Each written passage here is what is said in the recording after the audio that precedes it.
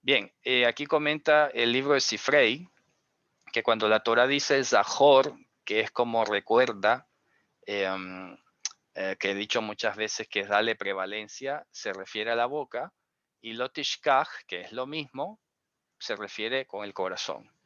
Bueno, es una forma pedagógica de decirlo, ¿no?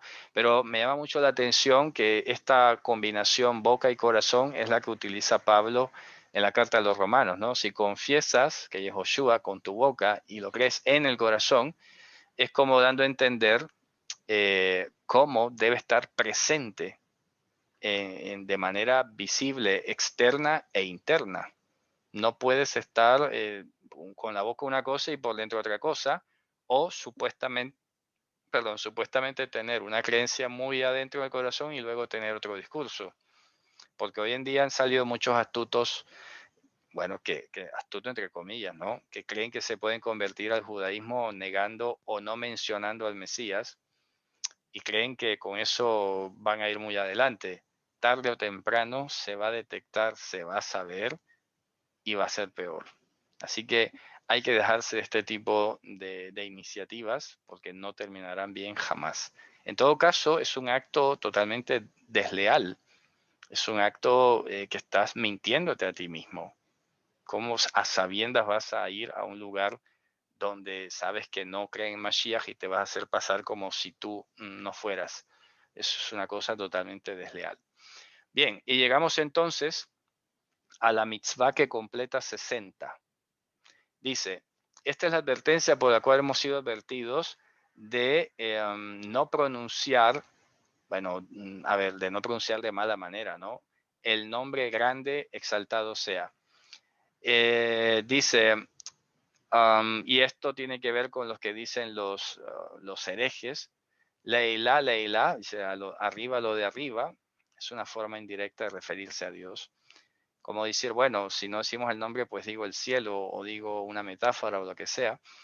Pero resulta que de ninguna manera en general puedes estar tomando el nombre de Dios en vano. Básicamente es eso. Y eso está basado en Levítico 24:16. Vamos a leerlo. Levítico 24:16.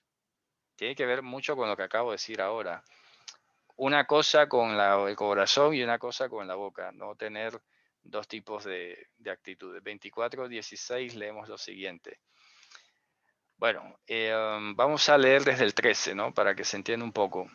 Comunicó Hashem a Moshe disponiendo, saca al deshonrador, al Mekalel. Esto tiene como contexto el israelita que estaba peleando y dice que pronunció el nombre. A ver, que lo aclaro, ¿no? Porque esto también ha sido llevado al extremo por parte del judaísmo. No se está refiriendo a que sea pecado pronunciar indignamente el nombre Yud-He Vav-He o como si hubiese algún escenario especial por el cual sí puedas pronunciarlo, porque esto está indefinido y se da para muchos extremos. Aquí básicamente se está refiriendo al hecho de haber pronunciado el nombre en el entendido de que no le importaba la sentencia que fuera. ¿Sabes? A eso se está refiriendo. Es una especie de deshonra. Y aquí lo está diciendo. Saca al deshonrador afuera del campamento y luego dice, y apoyarán todos los que escucharon sus manos sobre su cabeza y lo apedrearán todos los de esta asamblea. Y a los hijos de Israel les comunicarás diciendo, cualquier persona que deshonre a su Dios, llevará su pecado. Esta expresión llevará o cargará su pecado significa asumirá su responsabilidad. ¿Okay? Esto es importante que lo escriba. Voy a ponerlo aquí en el tablero. Que últimamente he tratado de ir poniendo en términos actuales ciertas expresiones bíblicas. Entonces, cuando decimos Nasá abonó o Nasá hatató, que es su pecado, sea su iniquidad o su pecado, básicamente ya sabemos que el abón es el estado más grave de una transgresión. Y entonces, Nasá abonó, Nasá hatató, básicamente se resumen en tal persona asumirá su responsabilidad, ¿de acuerdo?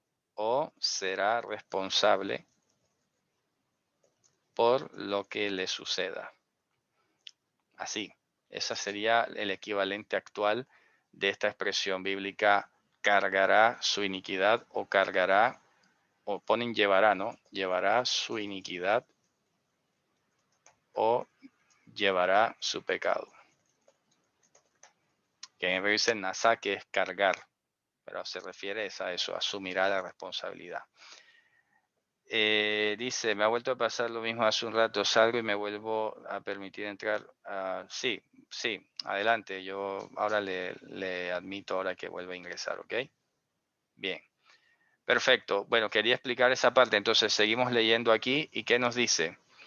Benokev Shem Hashem mot yumat. Este verbo nakav es bastante curioso porque de aquí, de hecho, viene la palabra nekevá, que significa femenino, hembra en general. Y este verbo nakav significa perforar. Es decir, cuando se está hablando de cavidades o hablar de una perforación y todo lo demás. Entonces, está diciendo nokev shem Hashem, el que perfore. O sea que este verbo, por esta connotación que tiene, se parece al concepto de Hilul Hashem, que hemos hablado que el verbo lehalel es perforar o romper la continuidad, por ejemplo. Entonces, en este caso, vemos que este verbo cumple perfectamente con esa cuestión. Y se está refiriendo a socavar las implicaciones o lo que representa el nombre o la honra de Hashem. Recordemos que la palabra Shem es honra, es todo aquello que describe o que son los atributos de Dios en este caso. Entonces, este israelita le amonestaron, seguramente le estaban diciendo pues que dejase la contienda, y básicamente lo que hizo fue perforar el nombre, socavarlo, menoscabarlo, deshonrarlo, como bien lo dice Hashem aquí, el Mekalel, el deshonrador, el que lo tuvo liviano. A ver, esto es una situación compleja, ¿no? Porque hoy en día, en nuestro tiempo, muchas veces hay que saber discernir también, ¿no? Porque, por ejemplo, si una persona está en un estado enojado, un estado alterado de conciencia, no sería propicio, por ejemplo, tratar de pronto de predicarle o decirle alguna palabra o cosas por el estilo. Hay que procurar que se calme, más bien. Porque puede ser que luego el producto de esta exaltación termine deshonrando el nombre de Dios, y esto pueda pasar un poco a mayor.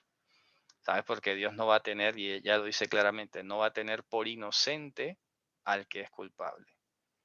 Entonces, todos nosotros, esta es una invitación a que controlemos nuestras emociones, a que controlemos cualquiera que sea el reclamo, cualquiera que sea esto que te incita, y tiene que ver mucho con lo anterior. No temerás, es decir, no reacciones a causa de, sea miedo, sea rabia, sea lo que te produzca la circunstancia, un enemigo o lo que sea. No puede ser que producto de esas reacciones descontroladas, plenamente emocionales, instintivas, termines, por ejemplo, deshonrando el nombre de Dios. Esto te está diciendo, no puedes permitirte que de tu mente desaparezca o se borre el nombre de Dios. Ese es un texto que yo diría me ha acompañado toda la vida en estos 21 años que llevo caminando con Hashem, y es Shiviti Hashem lenegdi tamid. He puesto y pondré a Hashem siempre enfrente mío.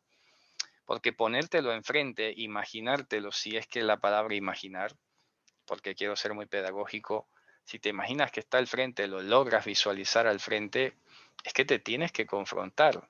Y eso te va a poner un límite en estas reacciones instintivas. Decir, bueno, que estoy en la presencia de Dios, a ver, ¿yo qué voy a decir? ¿Yo qué voy a hacer? ¿Qué voy a pronunciar? ¿Sabes?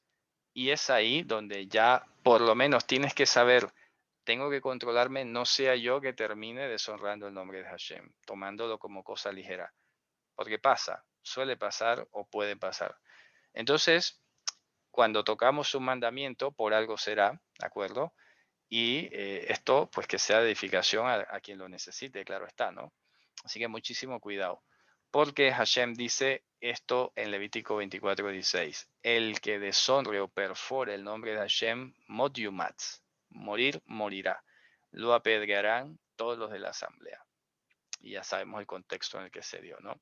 Y efectivamente lo corrobora con Éxodo 22:27. Vamos a leerlo.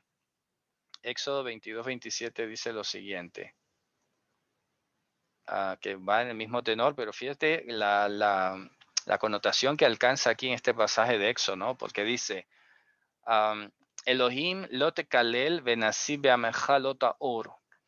Dice, aún Elohim, ya sabemos que se le llama Elohim no solamente al atributo del amor incondicional de Dios, que ya lo he explicado muchas veces, sino también a todos los que lo representan.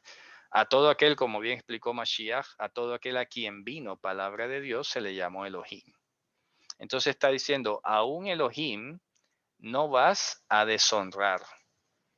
Hoy en día son Elohim, por ejemplo, los maestros, los evangelistas, los que tienen o prestan algún tipo de servicio a la comunidad y que reciben palabra de Hashem, sean salmistas inclusive. A ver, que hay que decirlo, para mí un salmista es una persona que básicamente tiene que preocuparse no de tanto de la parte artística y musical, sino de proferir palabra, de hacer que se viva esto de que tú eres santo, habitas la alabanza de tu pueblo Israel. A veces lamentablemente veo que muchos se derivan por el salmista y se vuelven casi como unos artistas dentro del contexto creyente. Y se dan estas ínfulas de artista y toda una presentación aquí y allá y todo lo demás, cuando, repito, la función principal es que en medio de esta proclamación de las maravillas haya palabra, haya profecía, haya todo esto, solo que con instrumentos musicales. Pero que lo prevalente y lo prioritario no es la parte musical. Dime tú, ¿con qué tocaban antes? ¿Con cuerdas, platillos y alguna cosa?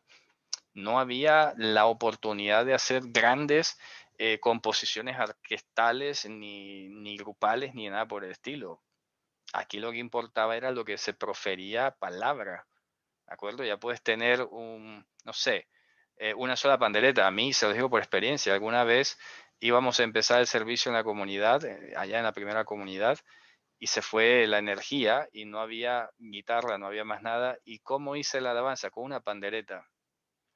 ¿Sabes? Con una sola pandereta. Así la dirigí, que casi me sangro la palma de la mano de tanto tocar, pero solo con la pandereta, porque lo importante es proferir, cantar a capela inclusive, si es el tema. Entonces, todo esto son Elohim.